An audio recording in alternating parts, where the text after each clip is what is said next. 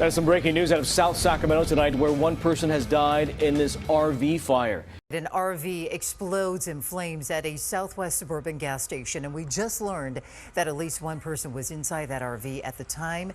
A man is dead after his RV exploded into flames this morning, and neighbors tell us the blast rattled homes up and down the block.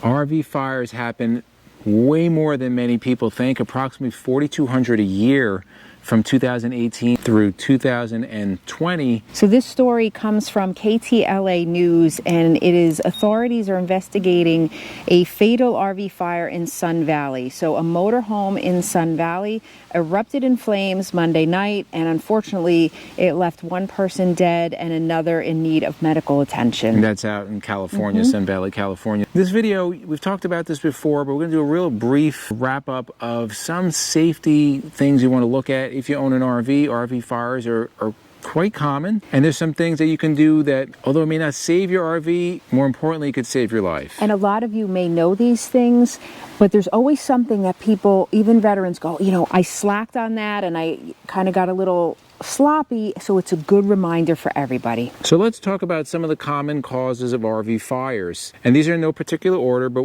one of the causes that's very common are electrical issues. And that could be bad wiring from the factory. That's why it's so important to get a certified RV inspector. That could be frayed wiring over time. That could be damage caused by rodents. Very important, guys. We did a video talking about how to rodent-proof your RV. We'll link it above. But many times when you get your RV from the factory, there's gaps, there's holes, there's places where rodents can get in, and they wreak havoc, not only in your home, but even more so in your RV. So we had an incident that we were very grateful we found out what the issue was, because it probably could have wound up to be a bad situation. When we were down at NIRVC back in the spring, we were checking on some things, getting some things. A chassis inspection, yeah. Right, getting some things done, and they found some wiring actually that was rubbing against a header, and it was starting to actually burn through, and that could have been really bad. At minimum, it would have caused some malfunctions. And when we say burn through, it didn't burn through the wiring. There was actually protective coating around the wiring. But what happened was it was zip tied with plastic zip ties, which it shouldn't have been done that way.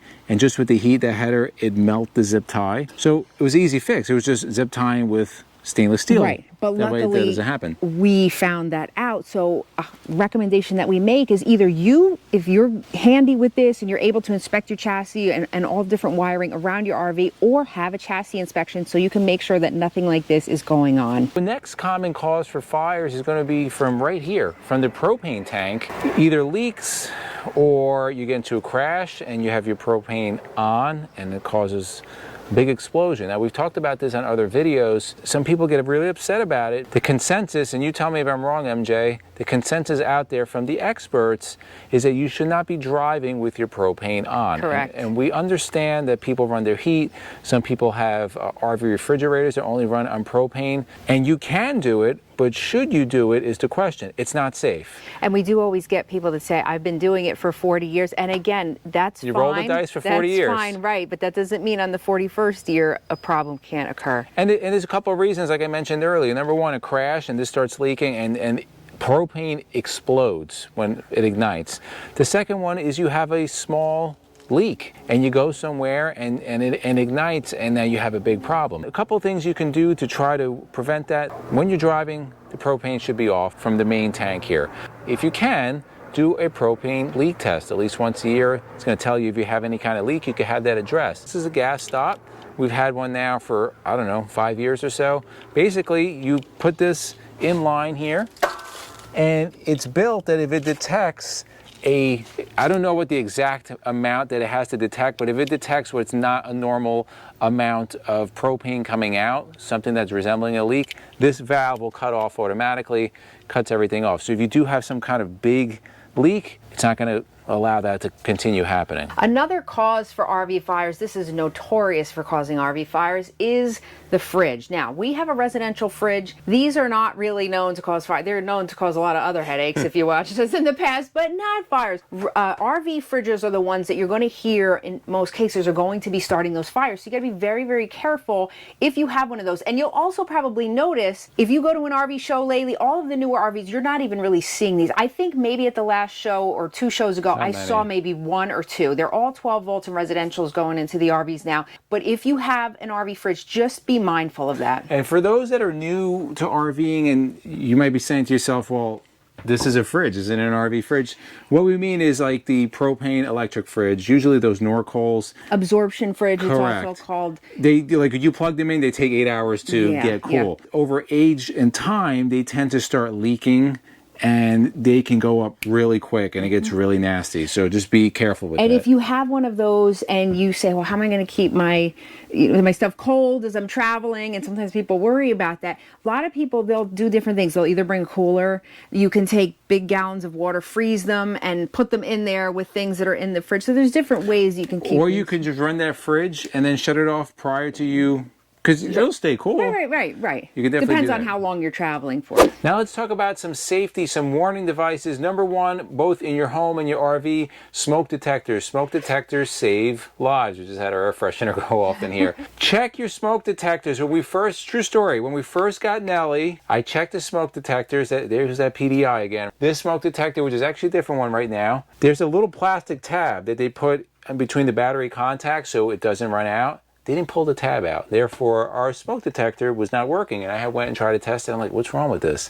Usually, depending on the size of your RV, you'll have 1, 2, 3 smoke detectors. We have 2. Test them periodically. Make sure they work. Change the batteries once a year. Maybe you don't have to go once a year. Guys, it's a couple of bucks. Change the batteries once a year.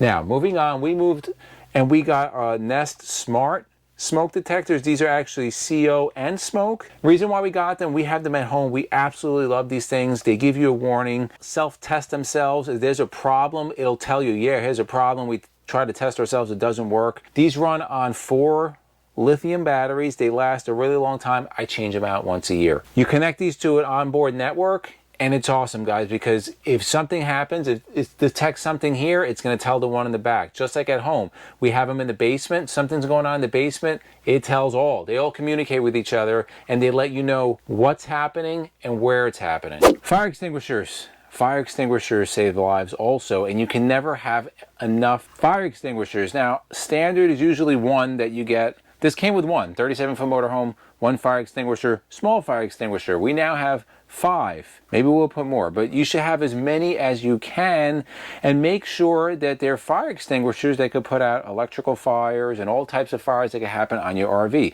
Now we have one up front right here. This is the one that came with the unit. Then we have one in our bay down below, just in case we have a fire down there or in the car. We also have one right under here.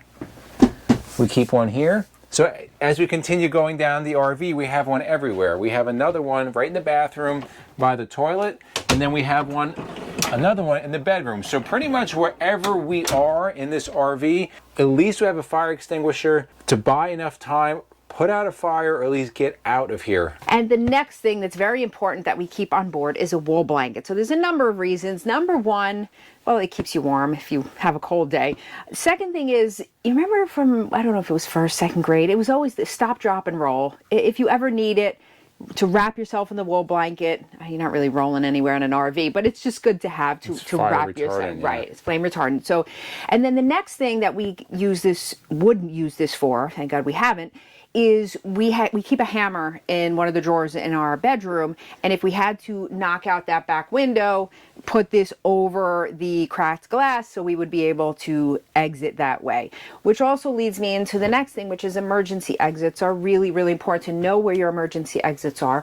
Make sure you know how to open them, and also make sure that you are able to fit through them, exit through them. And if you're not, then definitely you want to have an alternate plan. So the last thing that we have on board, and it's something that we put in earlier this year, is Propane. So what is Propane? Propane is a fire suppression system. We have the Propane on Nellie in all of the areas that if a fire were to erupt, these are the places it would be. Such as the batteries, engine bay, the transfer switch, propane, the water heater, the furnace. Depending on what type of RV you have, you may need more, may need less.